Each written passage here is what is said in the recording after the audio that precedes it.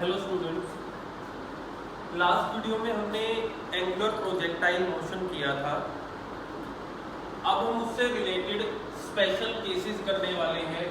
जो चीज़ें हमारे पूछी जाती हैं एंगुलर प्रोजेक्टाइल मोशन से रिलेटेड कि दो मार्क्स में कंसेप्चुअल क्वेश्चन पूछ लिए जाते हैं। तो पहला जो स्पेशल केस है वो ये है कि हमें कुछ चीज़ें प्रूफ करके दिखानी है। देखो, ये जो स्पेशल केस हैं ये एज अ थ्योरम्स भी पूछे जाते हैं कि कुछ थ्योरम्स हैं जो एंगुलर प्रोजेक्टाइल मोशन से रिलेटेड जुड़ी हुई हैं, जिनको हमें प्रूफ करके दिखाना है।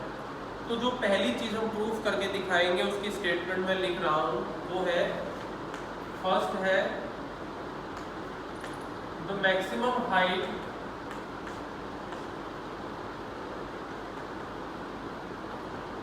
gained by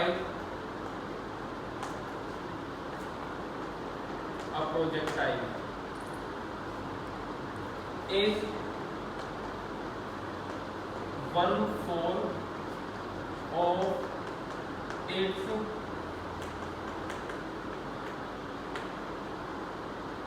maximum range. ये प्रूफ करना है आपको कि जितनी मैक्सिमम रेंज होती है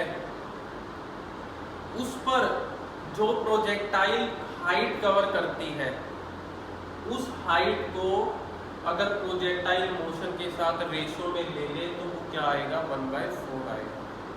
यानी कि हाइट जो होती है वो मैक्सिमम प्रोजेक्टाइल के 1/4 के इक्वल होती है। ये आपको प्रूफ करना है। तो सबसे पहले जिसके बारे में आपको बात कर रहे हैं, आप जिसके बारे में आपको निकालना है वो है रेंज। पहले तो हम मैक्सिमम रेंज निकालते हैं, फिर उस मैक्सिमम रेंज के अकॉर्डिंग हम मैक्सिमम हाइट निकालेंगे और दोनों का रिलेशन देखेंगे। तो सबसे पहले जो रेंज का फॉर्मूला आपने पढ़ रखा है, रेंज वो पढ़ रखा है आपने u² sin 2θ, जो आपने ड्राइव किया था, और अपॉन में आता है आपके पास g। ये रेंज का फॉर्मूला आपने किया था और आपको ये भी बताया गया था कि ये रेंज मैक्सिमम कब होती है, जब थीटा किसके इक्वल हो जाए, 45 डिग्री। क्योंकि ये स्क्वायर नहीं है, 2θ है।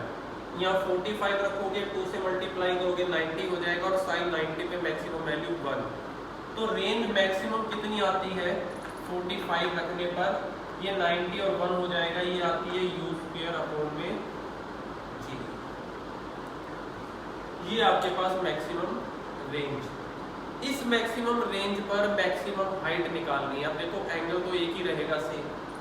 आपने फेंक दिया प्रोजेक्टाइल को कितने एंगल से, 45 एंगल से। अब आपको हाइट पता है कि हाइट का फॉर्मूला क्या होता है। हाइट का फॉर्मूला जो आपने पढ़ रखा है वो क्या है, u² sin² θ/g। ये आपने फॉर्मूला पढ़ रखा है,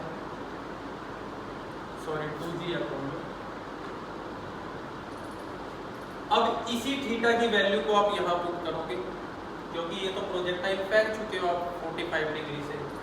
तो h 45 डिग्री पे आपके पास क्या होगा, u² 2g sin 45 की वैल्यू 1/√2 का स्क्वायर। यही वैल्यू होती है sin 45 की। सॉल्व करोगे तो u का स्क्वायर √2 का स्क्वायर 2 होगा, नीचे आ जाएगा 2 ऑलरेडी है नीचे, तो 2 2 जा 4 जी। ये है वो मैक्सिमम हाइट जो इस मैक्सिमम रेंज के अकॉर्डिंग है आपकी। इसको h मैक्सिमम भी बोल सकते हैं आप 45 की जगह, क्योंकि इस एंगल के अकॉर्डिंग ये मैक्सिमम ही है, इससे ज़्यादा हाइट नहीं जा सकती। तो अब आप रेशो अगर लो h maximum bye r maximum की, h मैक्सिमम की वैल्यू u² अपॉन में 4g, डिवाइड में रखोगे g ऊपर आ जाएगा, u² से u² कट गया, g से g कट गया, 1/4। तो h मैक्सिमम किसके इक्वल हो गया, 1/4 ऑफ r मैक्सिमम। यही चीज तो आपको क्वेश्चन में प्रूफ करने को बोली गई थी कि maximum height gain by projectile is 1/4 of maximum range.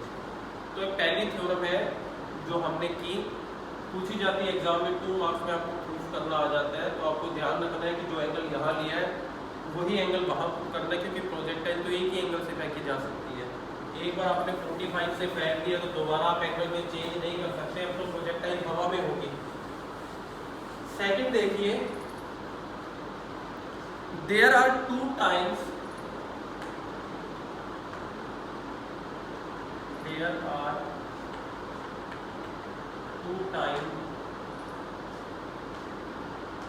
for which the projectile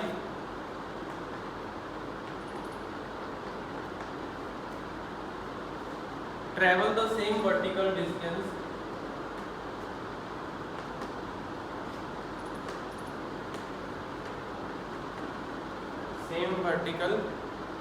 distance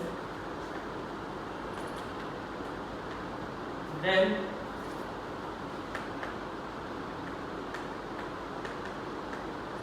sum of these two times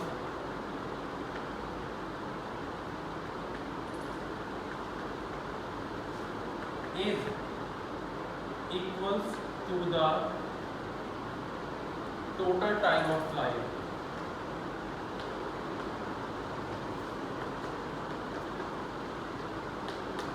समझ लीजिए क्या कह रहा है। देयर आर टू टाइम, दो टाइम ऐसे होते हैं जिसमें projectile same vertical distance cover करती है। अगर उन दोनों टाइमों को ऐड करते हैं तो आपको प्रूव करना है वो टोटल टाइम ऑफ फ्लाइट के इक्वल होगा। कहना क्या चाह रहा है, डायग्राम से वो क्लियर हो जाएगा आपको। एक प्रोजेक्टाइल यहाँ से चली और यहाँ आ गई, थीटा एंगल से आपने फेंका था। अकॉर्डिंग टू क्वेश्चन कि इस पूरे मोशन के दौरान प्रोजेक्टाइल ने दो बार सेम डिस्टेंस कवर किया है, वर्टिकली सेम। एक हाइट ये लोगे तो इसी के सामने एक हाइट आपको ये भी मिलेगी, दोनों की ये वर्टिकल डिस्टेंस क्या मिलेंगे, सेम। यहाँ लोगे तो यहाँ आ जाएगा, यहाँ लोगे तो यहाँ आ जाएगा, यानी कि सेम वर्टिकल डिस्टेंस बॉडी दो बार कवर करती है। अगर यहाँ से यहाँ तक आने में, देखो ये भी h है ये भी h है, यहाँ तक आने में बॉडी को अगर h1 टाइम लगा हो, t1 टाइम लगा हो, तो यहाँ तक आने में बॉडी को टाइम t2 लगा होगा। एग्री? क्वेश्चन ये कहता है कि अगर इन दोनों टाइम्स को आप ऐड कर दो तो आपको ये प्रूफ करके दिखाना है कि t1 प्लस t2 इक्वल होंगे टोटल टाइम t के। और टोटल टाइम t जो होता है वो आपको पता है किसके इक्वल होता है, आप निकाल चुके हो, 2u sin theta by g। ये आपको प्रूफ करना है ये चीज। गिवन में आपको हाइट दोनों की सेम दे रखी है। पहले केस के लिए सेकंड इक्वेशन ऑफ मोशन आप लगाओ, s is equals to ut plus half at square. First case के लिए s कितना है, h, हाइट जो कवर होगी। इनिशियल वेलोसिटी, प्रोजेक्टाइल मोशन याद रखिए, एंगुलर प्रोजेक्टाइल मोशन जो था कि x एक्सिस पे तो थी u cos थीटा और y एक्सिस पे थी u sin थीटा, वही चीजें यूज की जाएंगी। तो इनिशियल वेलोसिटी थी u sin थीटा, टाइम हो गया t1 फर्स्ट केस के लिए। ऊपर की तरफ जा रहे हैं तो g की वैल्यू लोगे आप माइनस में, हाफ a की जगह आ गया g, t1 का स्क्वायर। ये इक्वेशन आ गई फर्स्ट हाइट के लिए। सेकंड हाइट के लिए भी डिस्टेंस तो कितना ही है, vertical distance h, y axis में वेलोसिटी भी वही है, टाइम t2 हो जाएगा। और इस बार भी हम ऊपर से ही यहाँ से गए हैं ऐसे, तो g t2 का स्क्वायर। देखिए ध्यान से, ये फर्स्ट हाइट के लिए, दूसरी इक्वेशन दूसरी हाइट के लिए, लेकिन दोनों की लेफ्ट हैंड साइड क्या है, सेम। अगर लेफ्ट हैंड साइड दोनों की सेम है तो क्यों ना दोनों की राइट हैंड साइड को इक्वेट कर दिया जाए। तो देखिए u sin theta t1 half g t1 का square is equals to u sin theta t2 half g t2। देखिए अब क्या करना है आगे। इसको इधर ले आइए, इसको उधर ले जाइए, ये वाली टर्म इस तरफ आके प्लस की हो जाएगी हाफ जी T2 का स्क्वायर माइनस हाफ जी T1 का स्क्वायर, और यहाँ पे u साइन थीटा T2 और ये उधर जाके माइनस का हो जाएगा u साइन थीटा T1। एक जैसी टर्म को एक तरफ कर लिया हमने। अब आप इनमें से कॉमन लीजिए, यहाँ कॉमन आएगा half g T2 square minus T1 square, यहाँ कॉमन आएगा u sine theta T2 T1। a square minus b square क्या लिखते थे, a plus b a minus b, a plus b a minus b, u sine theta T2 minus T1। अब ये देखिए T2 minus T1 T2 minus T1, क्या रह गया हमारे पास, हमारे पास रह गया half g T2 plus T1 is equals to u sine theta. इस 2 को ऊपर ले जाएं और g को नीचे ले आए तो T2 प्लस T1 किसके इक्वल आ गया, 2u sine theta by g के। तो ऊपर गया g नीचे आ गया, ये दोनों टाइम का सम इसके इक्वल आया। और ये किसका फॉर्मूला है, ये तो टोटल टाइम ऑफ फ्लाइट का फॉर्मूला है। तो आपने प्रूव कर दिया कि अगर दो इक्वल हाइट कवर की गई है और दोनों इक्वल हाइट कवर करने में जो टाइम लगा है अलग अलग, उनका अगर सम कर दे तो किसके इक्वल आएगा, टोटल सम ऑफ फ्लाइट के इक्वल आ जाएगा। तो ये भी एक इम्पोर्टेंट थी थ्योरम जो आपको प्रूफ करनी आ सकती है, तो आपने इसको अच्छे से ध्यान से समझ के करना है। एक थ्योरम और हम करेंगे स्पेशल केसेस में, इसमें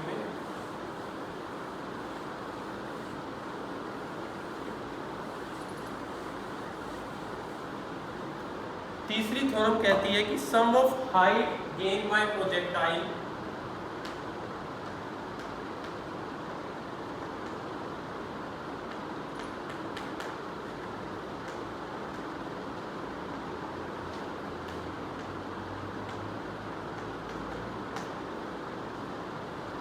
at angle theta and 90 minus theta is equals to